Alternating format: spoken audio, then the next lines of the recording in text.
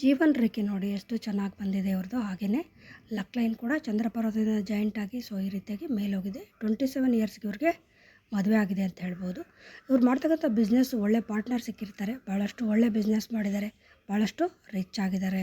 So ಅವ್ರ ವ್ಯವಹಾರದಲ್ಲಿ ಭಾಳಷ್ಟು ಬುದ್ಧಿವಂತರಾಗಿರೋದ್ರಿಂದ ಭಾಳಷ್ಟು ರಿಚ್ ಆಗಿರ್ತಾರೆ. ಹಾಗೆಯೇ ಇವ್ರದ್ದು ಬಿಲ್ಡಿಂಗ್ ಕಾಂಟ್ರಾಕ್ಟ್ರು, ರಿಯಲ್ ಎಸ್ಟೇಟ್ ಎಲ್ಲ ಮಾಡ್ತಾಯಿದ್ದಾರೆ. ಸೊ ಸಕ್ಸಸ್ ಆಗಿದ್ದಾರೆ. ಮದುವೆದು ನೋಡೋಣ.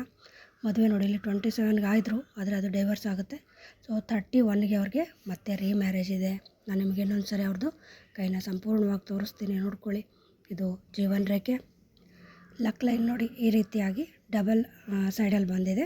ಈ ರೀತಿ ಬಂತು ಅಂದರೆ ಭಾಳಷ್ಟು ಒಳ್ಳೆಯದು. 27ಕ್ಕೆ ಅವ್ರಿಗೆ ಮದುವೆ ಆಗುತ್ತೆ ಅಂತ ಹೇಳ್ತೀವಿ. ಮದುವೆ ಆಗಿದೆ. ಸೊ ಈಗ ಅವ್ರದ್ದು ಪಾರ್ಟ್ನರ್ ನೋಡಿ, ತುಂಬ ಬಿಸ್ನೆಸ್ ಪಾರ್ಟ್ನರ್, ತುಂಬ ಒಳ್ಳೆಯವ್ರು ಸಿಕ್ಕಿರ್ತಾರೆ. ಭಾಳಷ್ಟು ಹಣ ಗಳಿಸ್ತಾರೆ. ಬುದ್ಧಿವಂತರಾಗಿರೋದ್ರಿಂದ ಬುದ್ಧಿವಂತಿಕೆಯಿಂದನೇ ಇವರು ಹಣ ಗಳಿಸ್ತಾರೆ. ಸೊ ಹಾಗೆಯೇ ಬಿಲ್ಡಿಂಗ್ ಕಾಂಟ್ರಾಕ್ಟ್ರು, ಸೈಟ್ ಮಾರೋದು, ರಿಯಲ್ ಎಸ್ಟೇಟ್ ಮಾಡಿದ್ದಾರೆ.